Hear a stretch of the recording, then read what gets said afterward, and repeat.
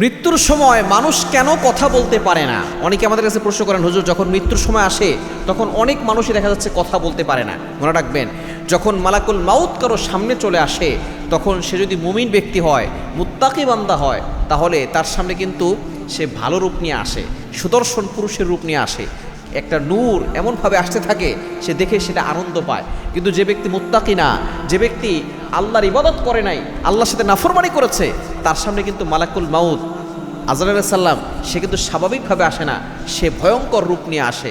সে এসেই বলে, ইয়া আইয়াতুহান নাফসুল খাবিস, হে অপবিত্র আত্মা, উখরুজ, বের হও ইলা গাদাবিল্লাহ, আল্লাহর রাগের দিকে। এবং সে এসেই ত্রাস সৃষ্টি করে, সে ভয়ঙ্কর রূপ নিয়ে আসে, এমন ভয়ঙ্কর চেহারা নিয়ে এমনভাবে আসে, দুনিয়ার ভিতরে কোনো মানুষ এত ভয়ঙ্কর চেহারা দেখে নাই। এজন্য মুত্তাকি হতে হবে, দিনদার হতে হবে। যখন মুত্তাকি বান্দা হয় তখন তার সাথে সুন্দর আচরণ করে এবং সে কালিমা পড়তে পারে।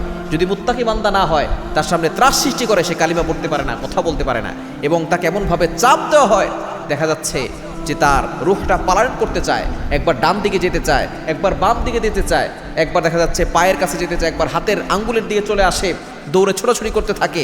কিন্তু মালাকুল মাউত যখন তার পা থেকে এমনভাবে চাপ দেয়, মনে হয় 7টা আসমান তার পায়ের উপরে চাপ দিয়ে পড়েছে।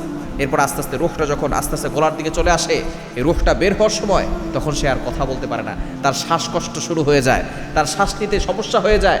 আল্লাহ তাআলা এখানে আয়াত নাজিল করে দিয়েছেন, কোরআন খুলেন, আল্লাহ তাআলা 27 নম্বর পারা 16 নম্বর পৃষ্ঠার 3 নম্বর লাইন সূরা ওয়াকিয়ার 83 নম্বর আয়াতে বলছেন, ফালাউলা ইদা বালাগাতিল হুলকুম, যখন এই কণ্ঠনালীতে যখন রুহটা চলে আসে, তখন কি তোমরা কেউ পারবে ওই মানুষটাকে আর দুনিয়াতে টিকিয়ে রাখতে?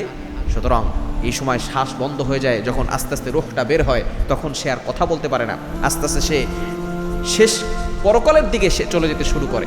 এজন্য ওই সময়ের আসার আগে আসুন আমরা নিজেদেরকে চেঞ্জ করে ফেলি, আমরা আল্লাহর পথে ফিরে আসি, আমরা আল্লাহর ইবাদত করি। কারণ মালাকুল মাউত যখন সামনে চলে আসবে আর 1 সেকেন্ড সময় দিবে না যে আপনি আল্লাহর ইবাদত করতে পারবেন। আপনি একবার জিকির করবেন, সে সময় সুযোগ দেওয়া হবে না।